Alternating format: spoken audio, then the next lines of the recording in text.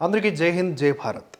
Minority మతస్థులకు విన్నపం అనే శీర్షికన చైతన్య కూరపాటి గారు ఇచ్చినటువంటి ఒక చిన్న హెచ్చరిక లాంటి విజ్ఞాపన లాంటి ఒక పత్రం, ఆన్లైన్ పత్రం లాంటిది చూద్దాం. హిందువులకు ఓ డిస్టింక్ట్ క్యారెక్టరిస్టిక్ ఉంటుంది. హిందువులు వారి రిలీజియస్ ఈగోను హర్ట్ చేయనంత వరకు కూడా చాలా ఓపిక్గా అన్నీ సహిస్తారు. అణచివేతను, బానిసత్వాన్ని కూడా భరిస్తారు. కానీ ఒక్కసారి వాళ్ళ రిలీజియస్ ఈగో జోలికి వస్తే వాళ్ళని ఆపడం చాలా కష్టమైపోతుంది. 1857లో అప్పటిదాకా బ్రిటిష్ సైన్యంలో సిపాయిలుగా పనిచేసిన వాళ్ళు కూడా ఎన్ఫీల్డ్ రైఫిల్స్లో ఆవు కొవ్వు వాడుతున్నారు అని తెలియంగానే తమ తమ మత భావనలు దెబ్బతిన్నాయి అని పెద్ద సిపాయిల తిరుగుబాటే చేశారు. అంత పెద్ద బ్రిటిష్ రాజ్యం కూడా మొత్తం సిస్టంలో మార్పులు తీసుకురావాల్సి వచ్చింది. చరిత్రలో ఇలాంటి ఉదాహరణలు కోకొల్లలు. హిందువుల్లో ఈ స్పిరిట్ అప్పటికీ ఇప్పటికీ ఎప్పటికీ అలానే ఉంటుంది.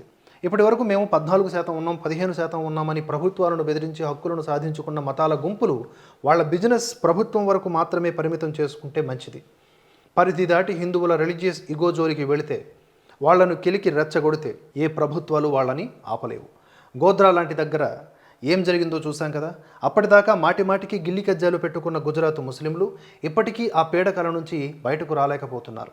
ఇక మోదీ ప్రభుత్వం గురించి నాకు తెలిసింది చెబుతాను. మోదీ ప్రభుత్వం కాంగ్రెస్ లాగానో కమ్యూనిస్టుల లాగానో ఎవరో నలుగురు బచ్చాగాళ్ళు వచ్చి తూచ్ అంటే భయపడి ఈజీగా లొంగిపోయే రకం కాదు. అవసరమైతే ఈ దేశంలో అంతర్యుద్ధం జరిగిన మోదీ టీం తగ్గదు. అంతర్యుద్ధాల దాకా వస్తే ఈ దేశంలో ప్రజలు మతం ప్రాతిపదికన మాత్రమే విడిపోయి తనుకుంటారు. అప్పుడు నష్టం ఎవరికి అనేది కూడా మైనారిటీ గుర్తుపెట్టుకోవాల్సి ఉంటుంది. మనకు రాజ్యాంగం మన మతాన్ని పాటించే ప్రచారం చేసుకునే వెసులుబాటు ఇచ్చింది. దాన్ని కాపాడుకుందాం. మాటిమాటికి మెజారిటీ మతాన్ని టార్గెట్ చేసి మెజారిటీ మతాల దేవుళ్లను తిడుతూ వాళ్ళ సంప్రదాయాల మీద విషం కక్కుతూ రాజ్యాంగం వెనకాల దాక్కునే ప్రయత్నం మానుకుంటే మంచిది. అలాంటి ఆటలు ఎక్కువ రోజులు సాగవు అంటూ చెప్పారు. ఇంకా చాలా ఉదాహరణలు చెప్పొచ్చు.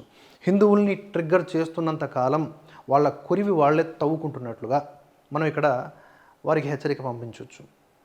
చరిత్ర అదే చెబుతోంది. ఎన్నో సందర్భాల్లో గొప్ప వీరులు కూడా కేవలం ఈ మతాన్ని, ఈ హిందూ ధర్మాన్ని పునఃస్థాపితం చేయడానికే పుట్టి ఆ కార్యం నెరవేర్చి ఆ తర్వాత చరిత్రలో నిలిచిపోయారు.